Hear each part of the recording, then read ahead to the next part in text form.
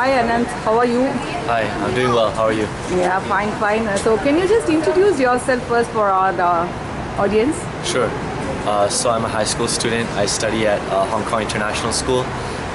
I was born in Bangalore, but my mom is Tamilian, so I speak Tamil. I lived in Hong Kong this is my 17th year now, and I'm going to the US to pursue my college degree. Oh, good. So what type of subjects you study?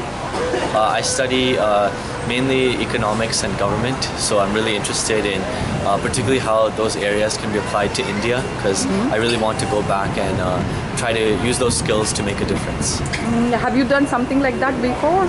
Yeah, so for the past couple of years I've been going back to Coimbatore almost every summer and winter break. I started off just volunteering, teaching English, teaching kids math, doing things like that. But then I learned about the rural women there, and I found that a lot of them needed support to market their products because they already had businesses, but they needed marketing support. So I tried to provide that by connecting them to fairs, to people in the city who wanted to buy their products so that they could grow their businesses and earn a better income. So when did you get this idea of going into the business, helping them in business? I'd say it was about 2 years ago. I was working with an organization called the Chinmaya Organization for Rural Development, and I was, they work in all different areas like education, women's empowerment, healthcare, and I was working in education. But then on one day, I visited one of the self-help groups and the Mahila Mandals, and I interviewed some of the women to understand what problems they are facing, and a lack of support for marketing was a thing that came up everywhere. So I thought, what can I do to help them? I started off by just trying to help one business. A lady really wanted to start a business. I helped her buy an oven, set up a baking business, and then give her contacts so she could sell. So then it started from there, and then I thought, okay, I can help other people too, and that's what I've been trying to do. So what type of other businesses you are giving consultation? So apart from the baking business, there's a sari quilting business. So it takes old saris, makes them into quilts that can be used for decoration, for using in the bed. I've also helped other tailoring businesses that make churidars, kurtas, those kind of things.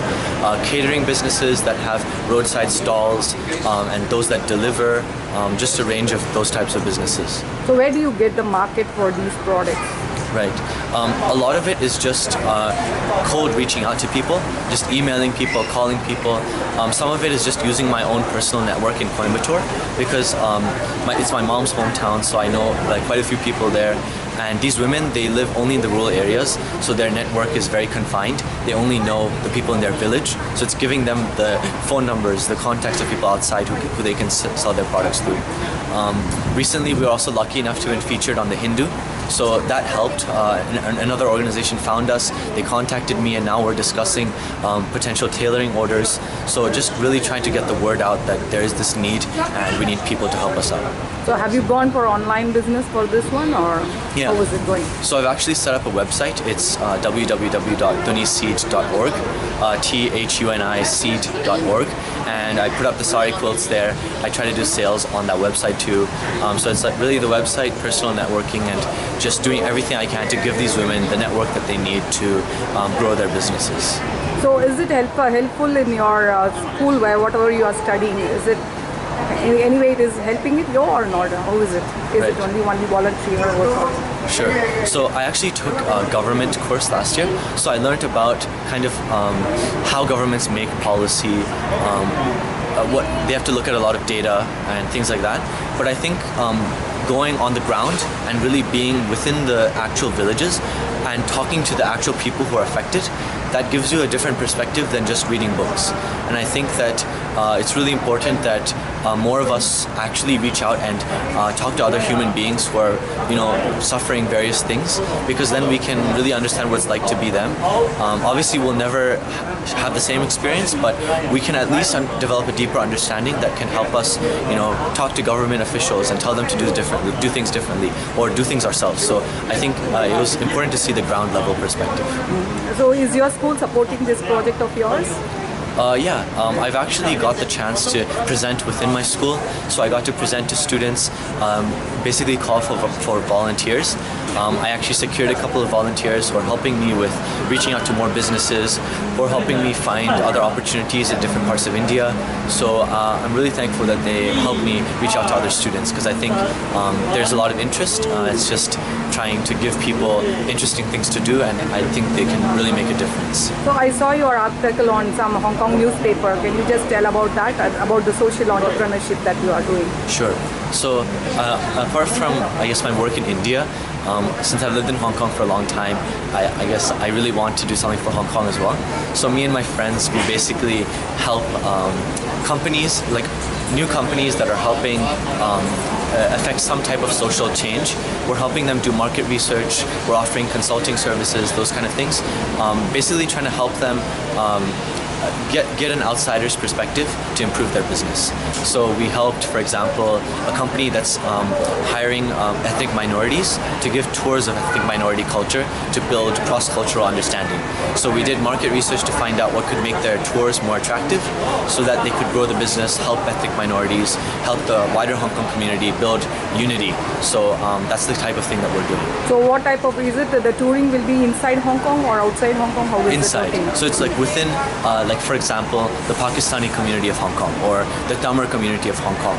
So people give tours of the community so that local Hong Kongers, tourists can understand what other cultures are there in Hong Kong and how can we build unity between the cultures and different groups. So how many workshops you would have done like that? Sure. So so far we've worked with about 12 companies. And we've been running for about 2 years. We try to keep it to a small number of companies so that we can really give as much of our time as we can to any one company. Other companies we've helped are, one company is making an app to screen teen mental health issues, such as, you know, maybe they're feeling suicidal. So it's really trying to screen that and then trying to find a way to help them. So we help them understand what teenagers thought about mental health issues so that they could make their app as best as possible. Oh, good. So what are your future plans? I think, well, I'm going to the US to study. I hope to get some experience in the US, but ultimately I want to return to Asia, either Hong Kong or India, and really try probably either get involved in government or affect change on the grassroots level, but definitely trying to make some kind of impact beyond myself. So what are you going to study in US? What are you planning to study? Sure. I'm planning to major, I think, in economics and political science, and probably minor in Chinese. I'm not fully sure yet, but I think so. So Chinese, you know to speak Mandarin or Cantonese? Yeah, I speak Mandarin. Okay. I'm not yet fluent, but I hope I can get there soon. So how is your family supporting you in this regard? Well, I guess I don't have as much experience, so I need, I guess, some guidance. So, well, I think my family is supporting me in many ways. I think I'm still not as experienced, so I guess I'm new to this and I need some guidance and just input when I'm confused. So for example, if I'm approaching a client meeting and I'm not sure how to present a solution or present an idea, I want to convince someone of something, then I'll try to ask my dad, you know, what are some things I can do to convince the other party to accept my solution? What are some things I can do to sell our idea, sell our mission even better? So just getting feedback and trying to, I'd say that they take a hands-off role, but when I really need the help, they provide input that's really helpful. So here in Hong Kong, it is so comfortable life, but when you go to India, it is different. So how do you feel about living there and then going and helping the people over there? So I think it's really different. Like Hong Kong, it's so developed. It's such a contrast to, for example, Tenamanalur. That's the village I was in Coimbatore. It's literally there's no like buildings above one floor. There's nothing there. So it becomes all the more important that the people there have support systems and resources because they currently don't have many. So if we can give them some simple resources that address their needs, we can help a lot. And I think it's important for us who live maybe in developed parts of India, outside of India, to go back, connect with the part of India that not many people see, and try to understand what's going on there. Because I think most of us don't end up going to the rural areas when we really need to be going there and helping out. So anyway, Anant, all the best to you. Thank you. Nice to talk to you about all the things what you are doing. All the best. Thank you so much. Great talking to you too.